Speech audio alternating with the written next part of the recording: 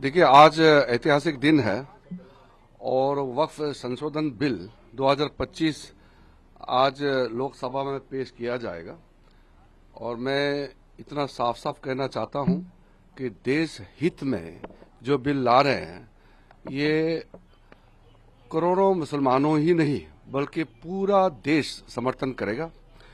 और देश हित में कोई भी काम हो और गरीब मुसलमानों के लिए, महिलाओं के लिए, बच्चों के लिए जो भी जरूरत काम है उससे हम पीछे नहीं हट रहे हैं।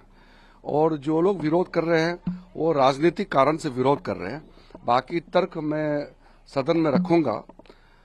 और मैं ये भी चाहता हूं कि अगर कोई विरोध करता है तो तर्क पे विरोध करे और एक एक तर्क, एक एक सेक्शन का, एक एक क्लोज का हम जवाब देंगे। क्योंकि जब हम इस तरह का बिल लेके आ रहे हैं बहुत सोच समझ करके, बहुत तैयारी का साथ हम आए हैं। और सदियों तक लोग याद रखेंगे कि नरेंद्र मोदी जी की सरकार में एक ऐसा बिल लाया है जिसने गरीब जनता का, विशेष करके मुसलमानों में, जो दुनिया में सबसे ज्यादा गरीब मुसलमानों का संख्या हिंदुस्तान में है, उसका चिंता सबको होना चाहिए। और ये चिंता नरेंद्र मोदी जी ने किया है, हमारा सरकार ने किया है।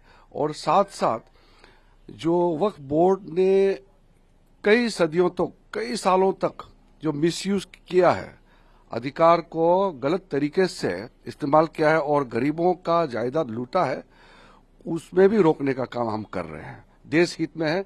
और हम पुनः सब पॉलिटिकल पार्टी को अपील करते हैं कि देश हित में सब बिल को सपोर्ट करना चाहिए।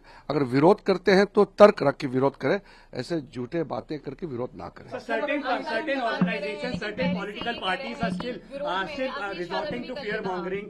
All India Muslim Personal Law Board would be addressing a press conference. Yes, I am aware of that. Some of the leaders, including some of the religious leaders, are also misguiding the innocent Muslims. Misguidance leads to nowhere. It will be exposed because a year back, same campaign was launched. When the CAA bill was introduced, the same people said that the CAA is to snatch the citizenship status of the Muslims.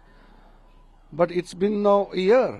Nothing such has happened. आपने देखा होगा CAA के समय में कहा था ना कि CAA, सिटीजनशिप अमेंडमेंट जो बिल आए थे, कहा कि ये मुसलमानों का जो उसका पहचान है उस पे अटैक किया जा रहा है।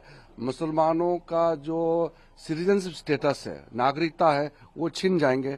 इस तरह का उन्होंने एक प्रोपेगेंडा किया था, वो तो एक्सपोज हो गया। सीए लागू हो गया। किसी मुसलमान का कोई नागरिकता छीना है क्या? बिल्कुल नहीं है। तो अभी भी ऐसे ही होगा। ये बिल पारित होने के बाद जो लोग इसको विरोध कर रहे हैं वो खुद पछताएंगे। दल आपके साथ है? इसमें पूरा देश साथ में है, कुछ लोग ही विरोध कर रहे हैं, देश साथ में है। काफी कांग्रेस के नेता, काफी अपोजिशन पार्टी भी प्राइवेटली तो कहते ही है ये बिल तो जरूरत है।